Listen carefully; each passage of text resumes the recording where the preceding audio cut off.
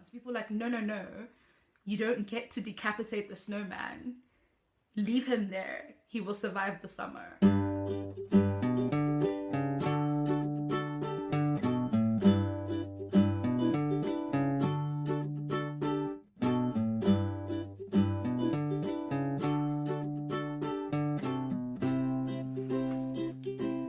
Good day, lonely viewer, and welcome back to my channel if you've been here before. If not, then welcome for the first time. Again, hopefully I don't scare you away. In my last video on misery and joy in Norway part 1, I basically just spoke about how I had a kind of revelation that all the things that were making me miserable weren't because of Norway itself. It was things that, like mistakes that I had made that made it more difficult for me to settle in than I think it needed to be. So if you'd like to find out a bit more about that, then make sure that you watch on Misery and Joy in Norway part 1. This is now part 2, where I talk about the joy part. So basically I just want to talk through 6 ways in which I changed my perspective that helped me to find joy here and really start living my life in Norway, and just kind of bringing back the whole excitement about moving here, going back to the root of the reason that I came to Norway in the first place, which was to seek out an adventure and to discover a new place, basically. Some of the stuff I spoke about in my last video, so I won't go into too much details on those points just to avoid too much repetition. So the first thing, which sounds fairly obvious, was that I had to accept that Norway and Norwegians are not like me, or I am not like them rather, since I'm in their country. And that isn't a problem. It's actually a great thing. Our differences are what make us beautiful and interesting. Otherwise it would be quite boring if we're all the same. I had to kind of let go of assuming that the way I've always done things is the right way, even though I secretly still think so. And accept that if I wanted to enjoy my life here, I would have to kind of come out of my shell and make the first move. And people who know me know that I'm not that proactive when it comes to like meeting people and being friends with people. I rarely have the courage to go up to people and start a conversation, if you get what I mean. This is not the country for people like that, because everyone is basically like that here. So someone has to be more forthcoming. And in this case, because it's the norm here, I had to try and understand that, okay, I have to be a bit more forthcoming. I have to come out of my shell, phone them, invite them out, make the first move, just get rid of that whole proud thing. You know, if they want to be my friends and they'll contact me. No, that's not going to work in Norway. You're going to not have friends. It's only for a short while and it will pay off. You end up with a really nice circle of people having, you know, just an enriching social life, but you have to work for it here. The second thing is saying screw it to fear. Sometimes people won't respond to your friendliness and your love the way that you want them to. And that's okay, they're just not your people. Move on and try again with someone else. It won't kill you. So I finally decided, December 2015, that I would stop letting what I fear or think people think about me decide who I am. I decided to kind of shed that hard exterior of like, oh, I'm not gonna let anyone close because they're all gonna disappoint me anyway. That's made me feel like I'm truer to myself. Just being myself, just being vulnerable. Vulnerability is so important, guys. So obviously you have to understand who it's okay to be vulnerable around, but vulnerability is beauty.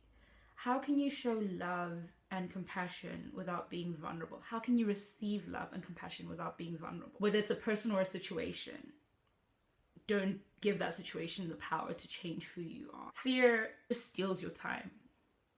And time is something that you cannot get back. I'm not saying don't be afraid. I'm just saying make a decision not to let that fear become your master. I think when you open yourself up to people a little bit, or when you become a little bit vulnerable to people, you become relatable. And then it's easier for them to also open up to you. It's kind of related to what I've just been talking about.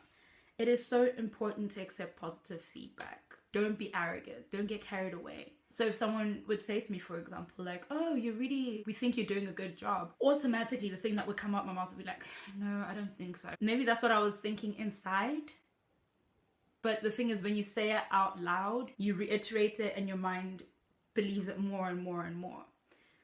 So when somebody gives you positive feedback, accept the positive feedback, even if you don't believe it inside yourself. Because when you accept it a few times, your mind will start to register that, and it will start to also believe that actually, maybe I am good at this.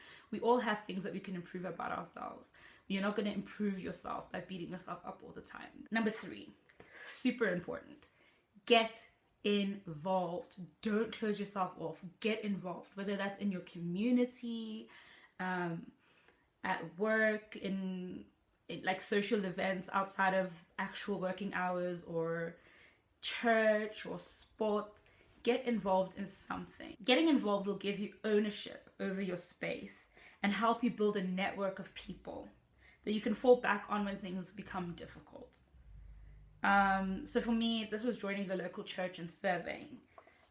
So this gave me responsibilities, and essentially something to live for outside of being at work. So I also started getting involved in things like work socials, helping to organize 1 or 2, and I didn't do that much, but still getting involved in the organizational side of 1 or 2 things. Something as simple as making a snowman mascot for the office. My pride and joy. Hey, these are really small things, but I do feel like somehow I've contributed to this space. Now when I walk into the office, I'm like, that's my snowman, and people like my snowman. I tried to take him down once. People were like, no, you don't get to decapitate the snowman. Leave him there. He will survive the summer. But I've made my mark. That's what I'm trying to say. Making your mark doesn't have to be becoming the leader of some big society, whatever. Like, just making a mark. I'm here. I'm part of this. Let people know that you're part of whatever it is. It'll go a long way towards helping you, believe me. I said it was 6 points. It's more like 8. But anyway, this is 3A. Since I'm talking about getting involved, you have to be open-minded. You must be open-minded. When you move to a new place that's totally different from where you come from, you have to be open-minded. You're gonna come across people from different countries, different professions, different educational backgrounds, different financial backgrounds, a different race. If you restrict yourself just to hanging out with, for example, with South Africans because they're South African, or if I only insisted on hanging out with engineers because they're engineers, they may not have been the best people for me. They may not have even been good people. It's not a guarantee that those people would be the best for my growth and for my happiness. Number 4. I should have made this number 1. I don't know. Like, I feel so strongly about this. You must learn the language. I feel like I don't even have to say more than that, really. So Norway is a little bit special because everyone here speaks English. So you can very well survive in this country for decades without ever learning how to speak Norwegian. But that unlocks an entire world. For me, just because I could understand more or less what was happening around me, I felt so much less excluded. Really, like it made a world of difference. Okay, number 5. Happiness and peace don't just happen. Happiness, understand, is a feeling. It can come and go. Joy is different in that it's kind of, it's almost a decision. It's a mindset. I almost moved back to South Africa because I thought that would make me happy. I was convinced, fully convinced, it would make me happy. Because I would be in familiar territory. I would be comfortable. I'd be living a different lifestyle, But I guess the question came up that how long would that happiness last, and what would I do when I stopped feeling happy in South Africa? Would I have to move to another country? I then understood you can't outrun unhappiness. You have to face it head on, find a way to overcome it. For me, truth be told, that was God. I'm a Christian. But for many of us, the toughest battles that we fight, many of them aren't even against other people. They're mental or spiritual. A lot of it happens in here. The final thing, separate your laundry. It sounds a bit weird now that I say it out loud. Basically, you have to categorize things. What was making me miserable because I am in Norway versus misery caused by other things, for example, relationship issues or transitioning out of being a student into being an adult, being homesick, dealing with my anxiety, starting my first ever job, you know, all these things. Once you understand the causes and where each of these things belongs, then you can start thinking of a strategy to tackle each of them one at a time. So at the end of the day, after I kind of did that, it seemed like the Norway issue was a lot smaller than I'd originally thought. And one thing that was really valuable to me was actually speaking to some Norwegians who had been through almost exactly the same thing I was going through. And I thought, okay, if a Norwegian person's going through this, that has nothing to do with me being a foreigner in Norway. That helps clarify a lot of things. I learned to stop blaming the fact that I'm a foreigner in Norway for everything. It helped me to become less of a victim. You know, we're human beings. We have ups and downs. Things happen, but it helps to kind of go back to this list and to figure out, okay, what is the actual problem? And remember that there is a way to overcome it. Anyway, if you guys have any other suggestions for how to make the transition into living in a new country, for example, Norway or anywhere else really for that matter, come forth with your suggestions. I think it will be interesting for all of us. I've learned a lot. I'm still learning a lot. I will try to make future videos a bit more about actual life in Bergen and less about my musings and me just sitting here talking at you all the time. So I do hope that you come back and visit my channel again soon. Until then,